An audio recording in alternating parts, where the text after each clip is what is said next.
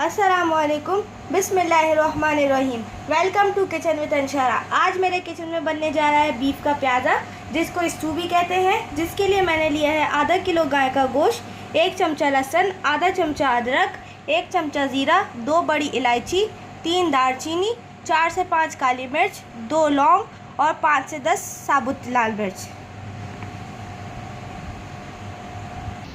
ये हमने एक पतीली ली है, इसमें हम डालेंगे गोश्त जो हमने लिया था।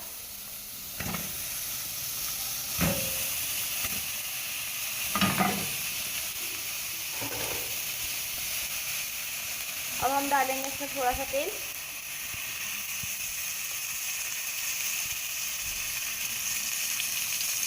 ये हमने तेल डाल दिया और जो हमने आपको साबुत गरम मसाला दिखाया था और लाल मिर्च दिखाई थी वो हमने पीस लिया है।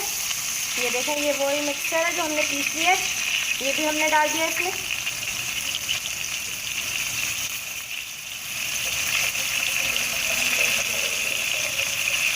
और इसमें हम थोड़ा पानी डालेंगे और इसको गोश्त गलने तक के लिए छोड़ देंगे। अब हम इसमें थोड़ा नमक डालेंगे और इसमें हमने इतना पानी डाला है कि गोश्त पूरा भीग जाए इसमें और गल जाए। इतना पानी डालें कि आपका गाय का गोश्त पूरा अच्छे तरीके से गल जाए, कच्चा ना रहे। अब हम इसको दरमियानी आंच पे छोड़ देंगे जब तक गोश्त गल ना जाए। उसके बाद फिर हम आगे का प्रोसेस आपको देखें। गोश्त तकरीबन जो है गल चुका है। अब हमने 6 से 7 प्याज काटी थी, रफली चॉप करी हुई। ये देखें आप, ये हमने प्याज काट लिए। अब ये हम इसमें डाल देंगे। ये हम प्याज डाल के इसको अच्छे तरीके से मिक्स कर लेंगे।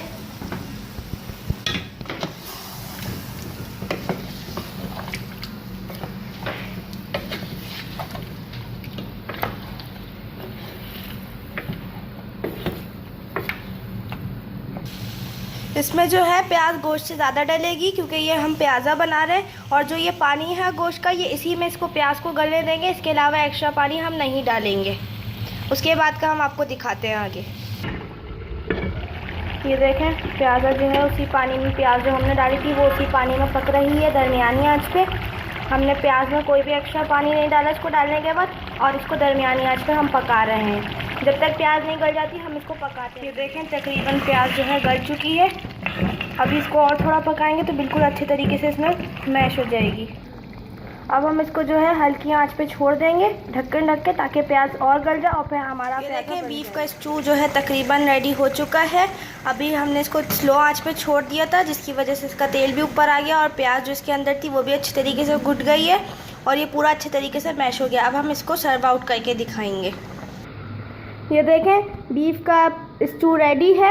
हमने इसको दाल चावल के साथ सर्व करा है। आप इसको चाहें तो बीफ के साथ, हमने इसको बीफ के साथ बनाया है। आप चाहे तो इसको मटन के साथ, चिकन के साथ भी बना सकते हैं, लेकिन बीफ के साथ ज़्यादा इसका अच्छा टेस्ट आएगा और ये बहुत ही मज़े का बना है। हमने इसको गार्निश करा है धनिया से और हरी मिर्चों से। सर्व करा है। आप चाहे तो इसको रोटी के साथ भी खा सकते हैं, ताफ्तान के साथ भी और नान के साथ भी। ये रेसिपी आप ज़रूर घर पे ट्राई कीजिएगा और मुझे कमेंट करके बताइएगा कैसी बनी। अगर आपको मेरी आज की ये स्टू की रेसिपी पसंद आई हो तो मेरे चैनल को लाइक कीजिए, सब्सक्राइब कीजिए और शेयर करना ना भूलें। नेक्स्ट वीडियो तक के लिए अल्लाह हाफ़िज़।